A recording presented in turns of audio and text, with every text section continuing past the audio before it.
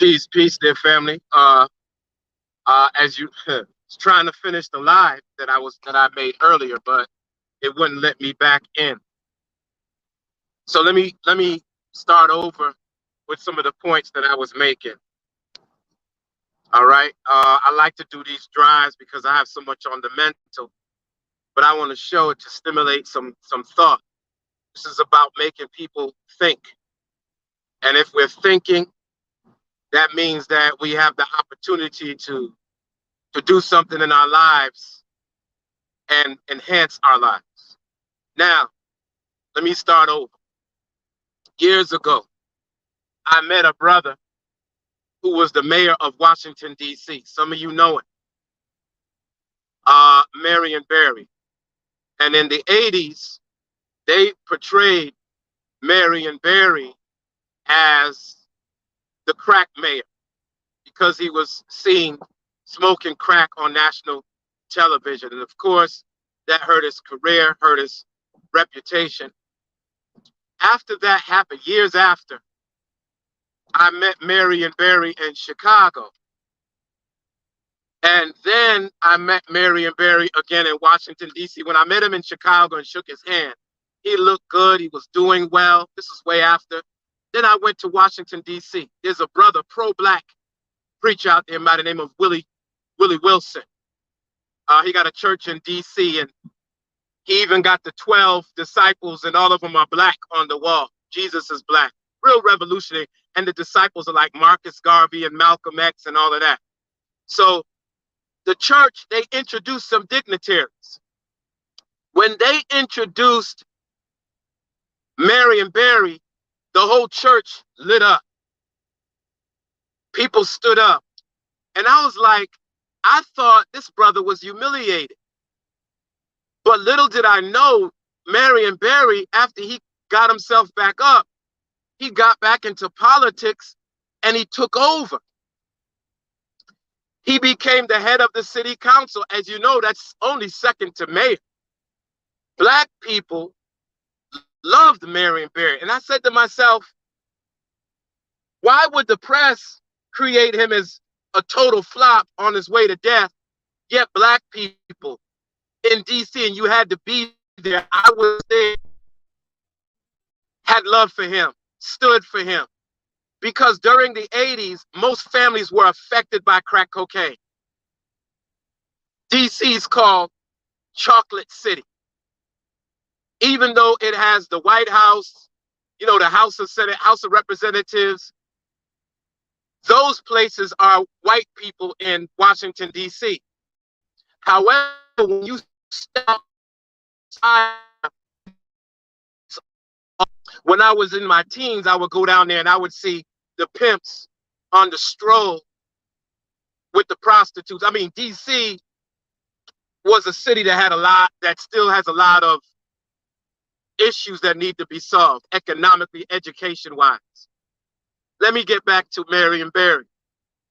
Marion Barry got back up, cleaned himself up, got up, and literally took back over the politics in DC. Now, why would black people cheer? Because black people know, as a people that have been down, have been oppressed, there are moments when we needed to show resilience. And the beautiful thing about Marion Barry is he wasn't like the politicians and the preachers that when they make a mistake, they try to have this sanitized image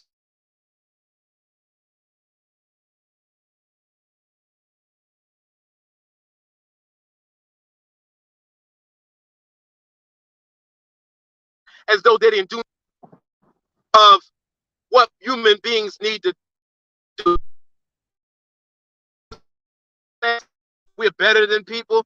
All of us fall. Some of us fall in public. Some of us fall in private. But the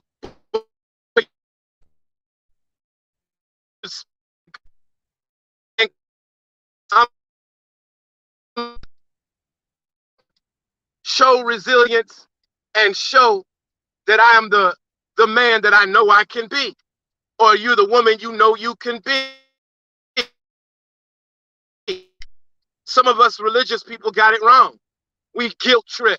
We make people feel like from nothing. No, there's nothing more powerful than your human spirit. There's nothing you can't come back from. You're resilient. Ain't nobody out here perfect.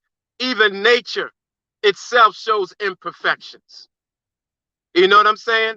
So the only thing that we got to get rid of is stop fronting like we presenting ourselves as something and then not really walking that walk.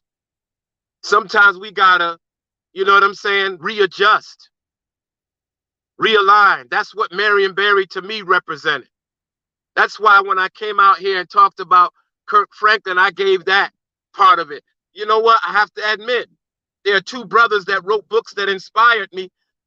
Kirk Franklin was one, his story, and the other was LL Cool J. You know what I'm saying? Because we're attracted to resilience. Why you think people always root for the underdog, the team that can't win, the team that seems like, you know what I mean? Why you think we hated the New England Patriots? Because they seemed squeaky clean, like they couldn't lose. It's something about us that we like resilience because we know that we've been down or we are down, and we root for people who can get back up.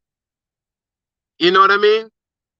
So when I met Marion Barry, for me, he represented inspiration. You know, unfortunately, I didn't get a picture with brother, but to me, he represented brother that came back from the worst of the worst to assume another position. So I'm telling everybody out here, one, stop playing this religious game. Game is game. And nobody games more than religious leaders and politicians.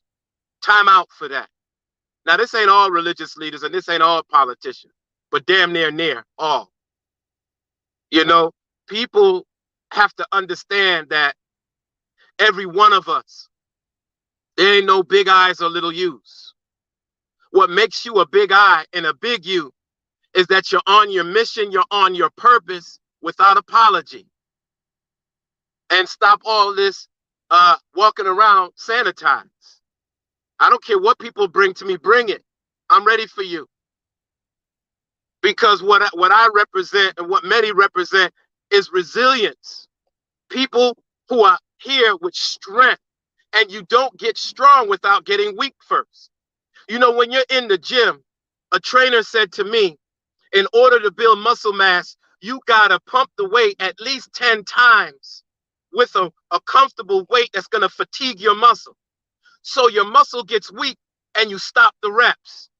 But if you continue to do that daily, you actually get strong. You gotta get weak before you get strong.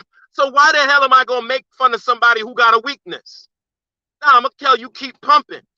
You didn't make it through, keep on going. Keep exercising. Keep staying fit. Some days you're gonna be weak, some days you're gonna be strong, but work out anyway. Work out anyway. You know what I mean? Work out anyway. So on my worst days, I'm still working. And when I have the absolute strength, I'm gonna work out even harder.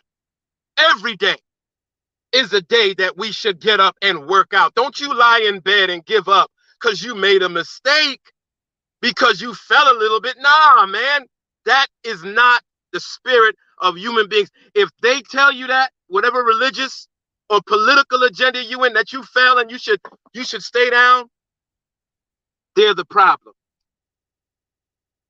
I never met anybody of greatness that did not have a significant setbacks. Peace, family. Let your setbacks get you ready for a great comeback. I don't want to hear nothing about where you've been unless you want me to help you through. I want to see where you at. Used to be's and wannabes don't draw no honey. Wannabes are people that front. They trying to be something that they're not. And then used to be's are people that always talk about what they used to do, how they used to do it, what they used to have. They used to be the man.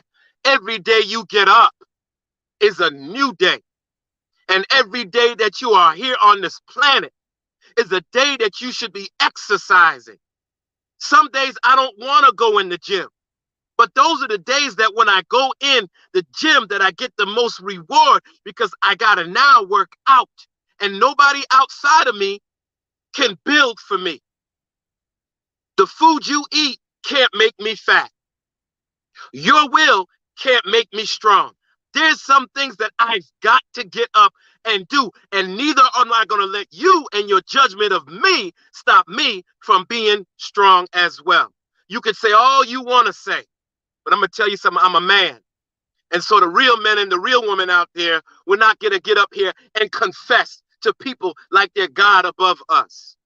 Because everybody that we talk to got something, a skeleton in their closet, something they working out in. And that's why, whether they're big I or they're big you, make sure you don't worship them or idolize them. It's time for us to get up into the gym of life and work out every day. And it's those days that you feel the weakest that you should get up and work out anyway. Peace and blessings.